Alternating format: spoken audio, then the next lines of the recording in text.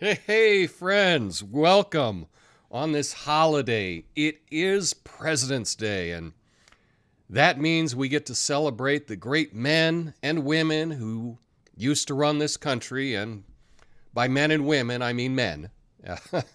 Or at least that's what we're supposed to do, but let's be honest, folks, some of our leaders make it tough to want to celebrate them.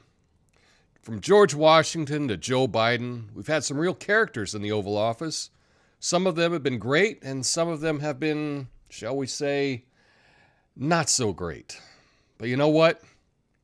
You know what I'm not going to do? I'm not going to pretend like these guys are some kind of saints. They're just regular dudes who happen to have a lot of power and influence. See, we're a nation of dreamers, a nation of schemers, and presidency is just one more chapter in that story. Some of us got the day off today, and it's often a good day to buy a mattress. So let's take a moment and thank all the folks who served our country as president, from the visionaries to the scoundrels and everyone in between. And let's remember that no matter who's in charge, the little guy is the one that always gets screwed. That's why we're all in this together. Happy President's Day. And if you can't be president, at least try to be a decent human being, because apparently it's almost impossible to do both. Now, my name is Tom Coffey. This is the Coffee and Nuance Show, the best censored commentary and news show live right now. Flame on.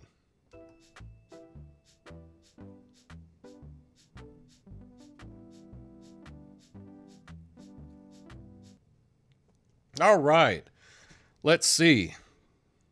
Got at least one person watching. That's cool. This light has turned itself off. That's nice. Anyway, big news today. U.S. President Joe Biden made a surprise visit to Ukraine today. Yeah, to show support for the country in its struggle against Russian aggression. The trip was not announced in advance. Biden met with Ukrainian President Volodymyr Zelensky.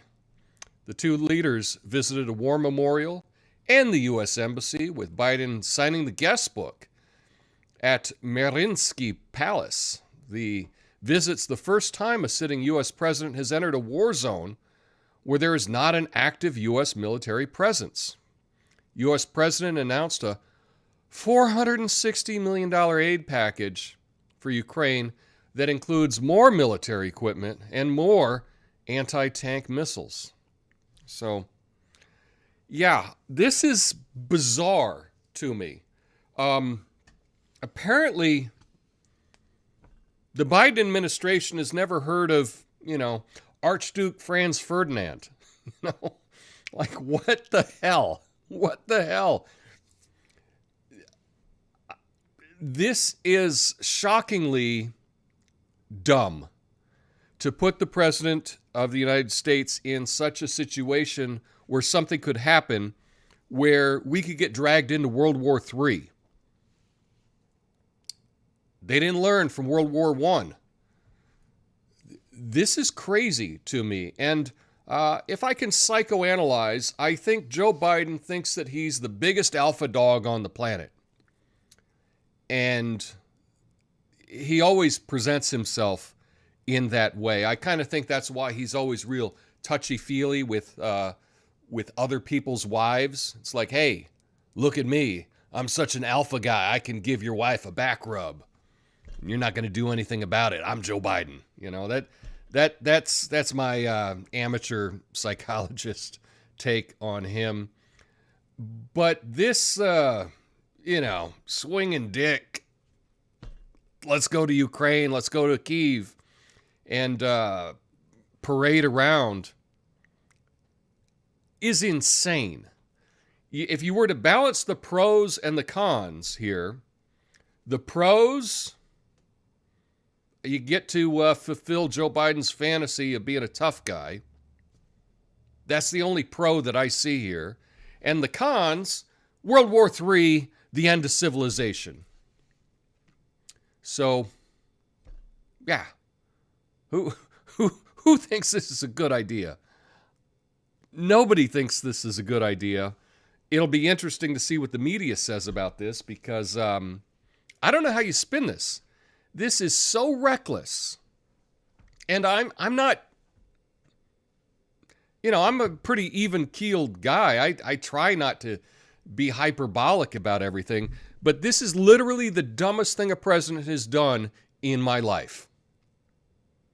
If you can think of something dumber than putting us on the brink of World War III for a photo op and to satisfy, an aging dementia patient's make-a-wish, yeah, let me know.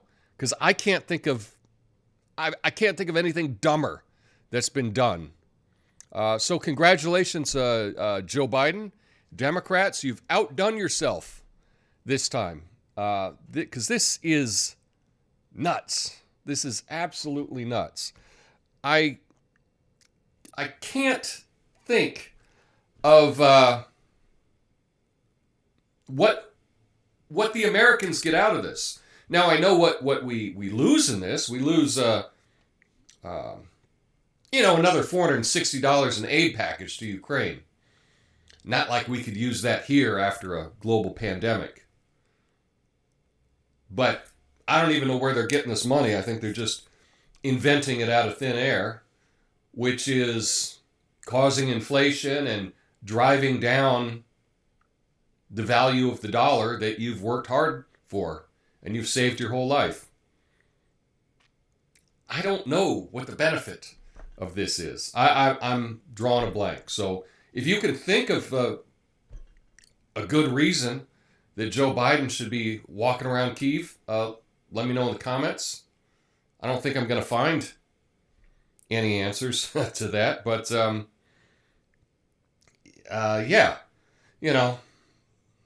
he could have visited, I don't know, a big disaster site in Ohio and brought some aid to that community. But no, tough guy here with his Ray-Bans, with his aviators, posing with the other guy with the Napoleon complex, Zelensky.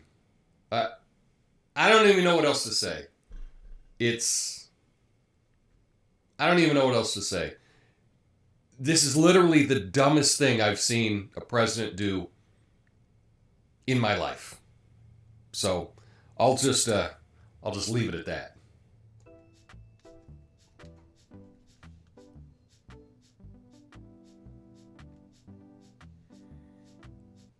Oh, and it gets worse. Yeah. It gets worse. Ukrainian National Security and Defense Council head Oleksiy Danilov pledged to seek justice for Russia's invasion by parking tanks on Moscow's Red Square and expelling all Russian troops from Ukraine. He called Putin Hitler's twin and warned of upcoming bloody battles in the next few months. Ukrainian defenders are preparing for a potential attack by Russia on February 24th, which could involve significant military force. I hope this is a new story, and I hope this isn't from a year ago. I think it's a new story. It could just be a repeat. Oh, my goodness. U.S. Secretary of State warned China against supplying weapons to Russia, which could cause a serious problem. And a Republican senator has also warned against China's potential support for Russia in this conflict. Now, this is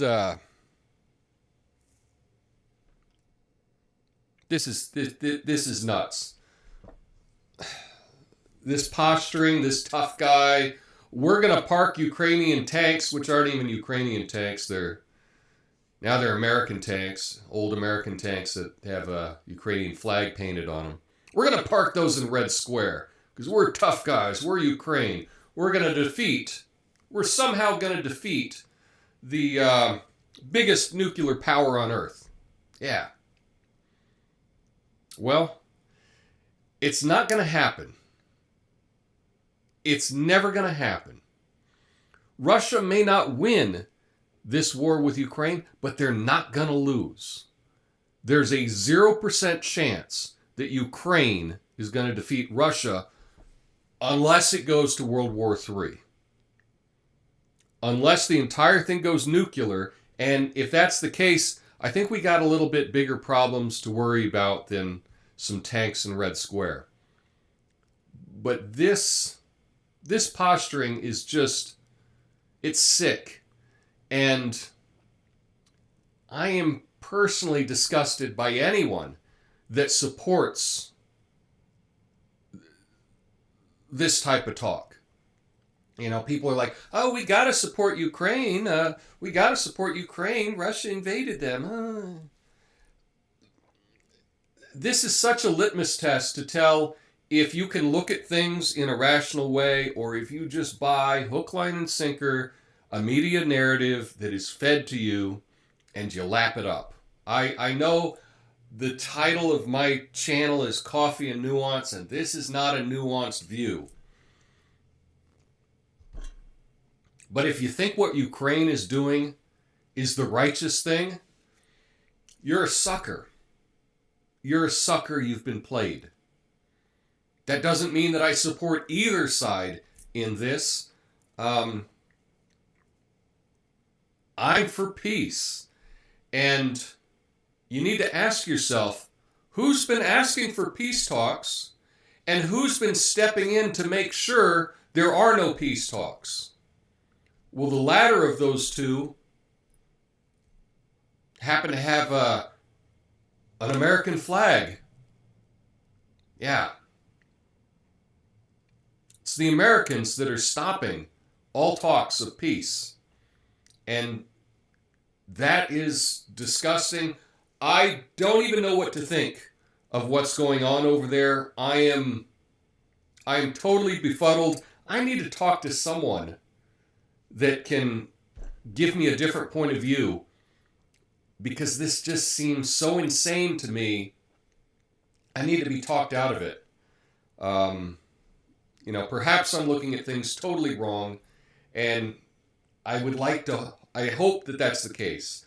I hope that my point of view is just, I've looked at all of these stories wrong, and it'll become clear in the future how this is all a good thing. But I don't think that's the case at all.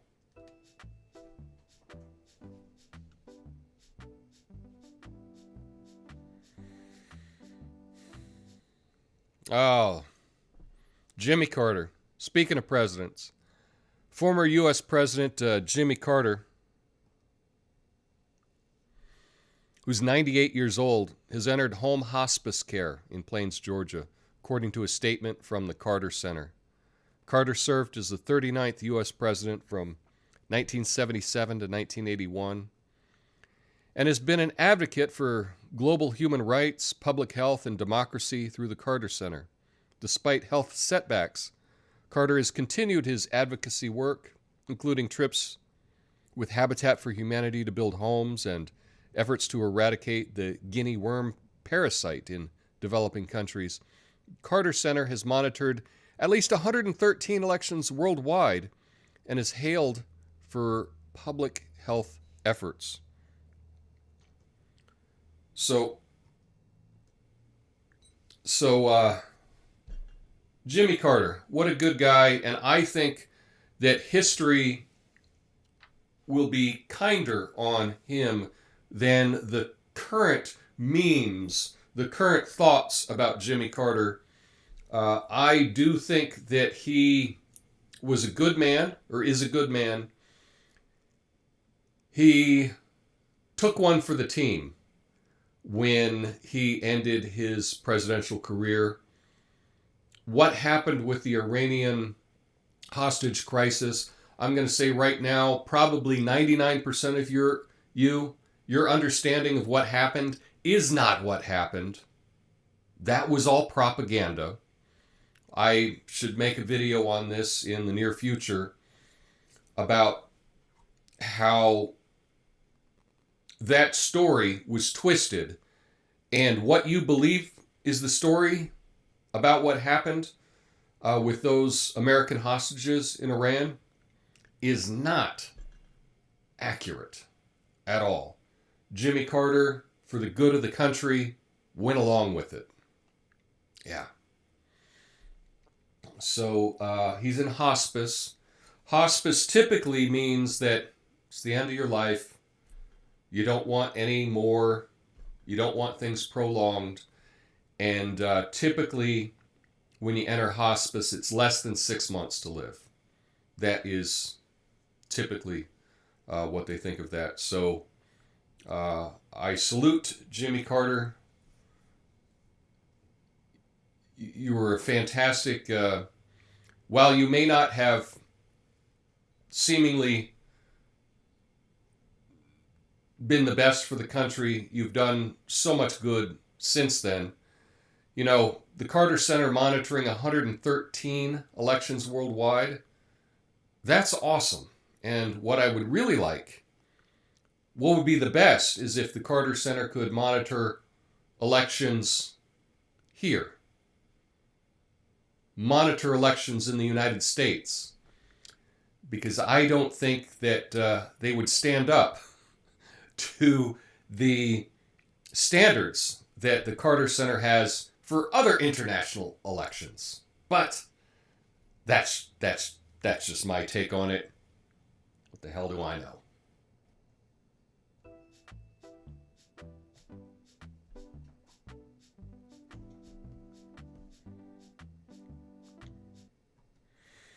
Okay. You probably didn't hear about this because it's not in the mainstream news at all. The Rage Against the War Machine event was the biggest anti-war demonstration in the United States since the 2003 demonstration against the Iraq War.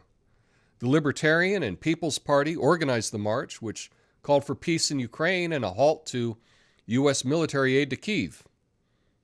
A lot of good that did. Anyway, political figures such as Ron Paul, Tulsi Gabbard, and Jimmy Dore spoke at the event. The organizers demand not one more penny for war in Ukraine, dissolution of NATO, reduction of military spending, elimination of the CIA, and the release of Julian Assange. Tara Reid, one of the speakers, said, "Americans are tired of a government ignoring problems at home while giving $100 billion in aid to Ukraine." Well, it's not just $100 billion. We can tack on another. We can tack on a lot more today with what Biden just gave them. And this is something I'd encourage you to do. We had this huge anti-war protest. Huge anti-war protest. No media is covering it whatsoever. And not just on the nightly news, not just on their websites, not even their Twitter. I went through the timelines of Fox News, through the timelines of CBS and ABC and NBC, and they all tweeted hundreds of tweets since that protest. Not one of them has tweeted anything about this huge anti-war protest. And that shows you that the power, the media, has the power to alter how you view the world. Did you know about this huge anti-war protest? Now, I will say, they can't do everything right. I'm talking about the protesters. Were there people there that I would consider grifters? Yeah, a couple. Were there some people in the audience waving like Russian flags or something like that might be seen as hypocritical? Yeah. Yeah, you can't control an entire crowd. If you got a huge crowd, you could have people show up and do all kinds of nonsense. But for the most part, the speakers were good. They were speaking up against the war. And most of the people there were showing support for ending this war in Ukraine. That should be a story. And what does it tell you that it's not a story? Yeah. And, you know, I guess you're lucky because you're watching me telling you about this. But what if I weren't here? Who would you get this from? Because not many people are even discussing this huge, huge protest. And this kind of protest seems like a very American thing. Protesting your government is American. And they should at least be talking about that, or at least mentioning it. And if there's a media company that won't mention the biggest protest in 20 years, what does that tell you about them? Who's controlling them? Yeah, I think you know the answer. But now, let's get some damn good news, shall we? I need some good news.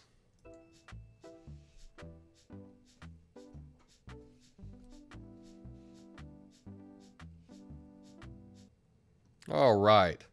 For the second year in a row, the annual Western Monarch count has reported a positive rebound in the population of overwintering butterflies in California. The count revealed over 335,000 individual monarchs across 272 overwintering sites in coastal California, which is a welcome reprieve from the 2020 count of less than 2,000 individual monarchs. Conservationists remain hopeful for the future of the monarch butterfly, but have warned that managing groves to be more resilient to climate change and severe weather may help improve monarch survival and ensure there's habitat long into the future. Now, to support monarch butterflies, individuals can plant native milkweed plants or diversity of nectar plants, minimize pesticide use, call your legislators to support policies, and contribute to community science projects that track the monarchs. Well, that's a little something. Have you been to California? Been out there on like Pismo Beach? Seen all the monarchs when they return? It's really incredible thing to do. If you're on the West Coast, I invite you to be sure to do that once. Put that on your bucket list because it's incredible thing to do. That's all I have for you today. As a reminder, stick around after the outro and I will be addressing all of your comments. I hope you all have a beautiful day. Oh, and lastly, what the hell? Let's get 50 likes on this video. I mean, there's a chance. There's a chance, right? Anyway, I look forward to you, to chatting with you in the after show. Y'all have a beautiful day. Peace.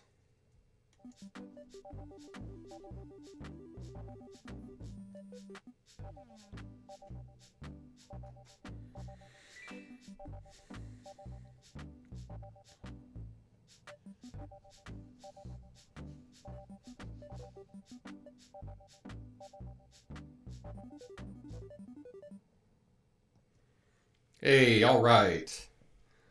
All right, everyone. Thanks for sticking around. We got a number of people watching us on this President's Day. That's cool. Duggo is over on Rumble. Hello, what's up? Joe's Puppet Master want another world war, and he hasn't the mental capacity to refuse. That doesn't sound far off to me at all. That doesn't sound far off to me. Let's see.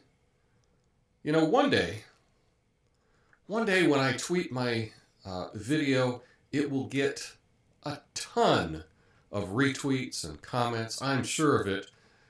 But at this time, I did get I got 2 likes on my tweet about this live stream. So that's pretty good. 2 is better than none. So if we get 2 likes every day I I post this on Twitter, we're moving in the right direction. Because last week I don't think I had many at all, or any at all. And so lastly, let's check out what's going on here on YouTube. Let's see, lots of comments. I love seeing flames and coffee in the chat. That's cool. Flame on. Hey Tom, glad everyone's here. Yeah, Doug Christopher says, too bad that Biden won't visit Ohio. Yeah, he'll probably treat Ohio like Kamala did the southern border, which is to pretend like it doesn't exist, right? He hasn't touched my wife. Yeah, that would be a hard thing. That would be a difficult thing. I'm shocked no one's decked him. I'm shocked that no one's decked him for his handsy behavior. It is okay to be pro-Russia and Putin.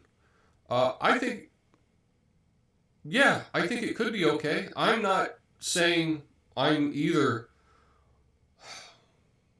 not saying that I'm pro-Putin or pro-Russia. I understand what's happening over there, but I'm definitely pro-peace, and I know that Putin has called for peace talks, so I'd be in favor of that. Don't forget 10% of all donations to Ukraine go to the big guy. Well, we don't know that for sure.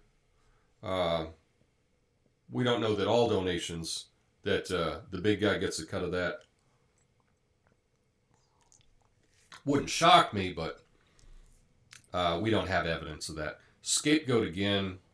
Know their tricks. Yeah. Oh boy. Let's see. Miranda just got here. We'll have to watch later the first part. Well, thanks. I like the first part of my show. I like coming up with that. It's kind of fun to watch that. I agree. Carter will be remembered as better than now. How the mainstream media, mainstream history looks at him now. I was shocked. I did a little research into what I thought happened in the Iranian crisis, and it turns out pretty much everything that I thought I knew growing up about it was a fairy tale. So I'll put together a better presentation on that, because I think it's something that you should all know about. The barricade, nice. It was a protest against the war machine. Yes, I should have said that. If I didn't, I should have been more clear. It's against all war. It's against the military-industrial complex. Yes. Made it to another live stream. Keep up the great work. And then AIU. It should be pro-Russia. I don't know. Tulsi, Ron, Jimmy, etc. I wish I had been there. If I were on the East Coast, I would have been at that protest for sure. Dennis Kucinich and Jill Stein were there. What a lineup. Most of my favorites. No Ralph Nader. That was Tobias said that. I don't know, but Ralph is ancient now. That is true. Okay. Yay, Monarchs. Thanks for the good news, Tom. It's hard coming up with good news. It's hard. It's hard finding positive stories, but damn it, I feel like I need a positive story every day, and I know it's a bit forced to come up with these stories that aren't really breaking news or anything like that, but damn it, I need something positive sometimes, and hopefully you take it for what it is. This guy is really consistent. Thank you, Diet Sprite. I'm trying to be consistent. If I can't be fantastic, at least I can be consistent. That's for sure. Another great show. Thank you. Thanks, Tom. I see. I don't tweet. Yeah, a lot of us don't tweet. Honestly, I wouldn't have a Twitter if I didn't have this show. I just do it to kind of promote the show. And I am able to sometimes contact people through Twitter. A lot of people like to use Twitter for contacts. So that's the only reason I have a Twitter. I don't get it, really.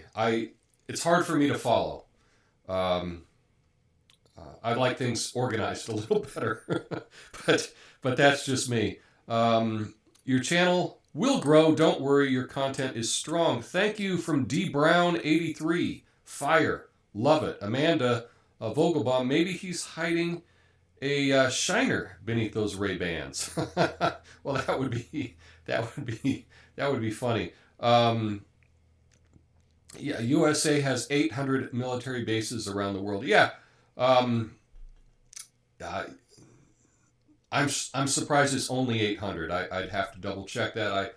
I might say that there may be more. Yes, but the United States military is everywhere. Great show, says Jesse. Fire, still watching. Devin Tracy asks, fireman.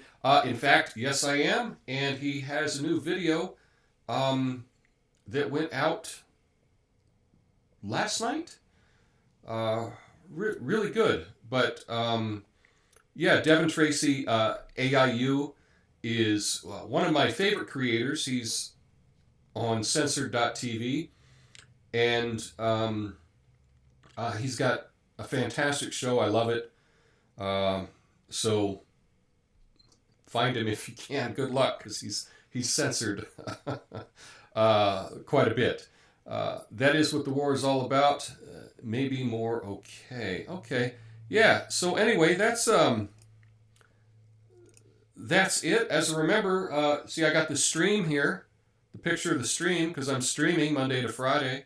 YouTube, Rumble, Odyssey, Twitter, and Twitch. Noon on Pacific, 3 on the East Coast. And so, yeah, it looks like we're at, what do we got, 18 likes so far, something like that? Man, that means the world to me, if that's true. Let's keep it rocking. Lastly, I've been pitching this. I'm going to stop pitching this because I'm almost done. I've been coming up with my first 100 videos of these short explainers. But if you have a question, like for example, I said, what is the Norwood scale? It has to do with hair loss, right? But whatever it is, what is nuance? That's a good question. If you've got a question that you want answered for a channel that will not be news-oriented, hit me up. Here's the email address, asktom@protonmail.com. People have been sending in questions to me. I do appreciate that, and I wanted the first 100 questions to come from y'all, so you can do that. That's all I got today. I hope you enjoy your day off, if you have the day off. Happy President's Day, and I will see you all next time. Peace.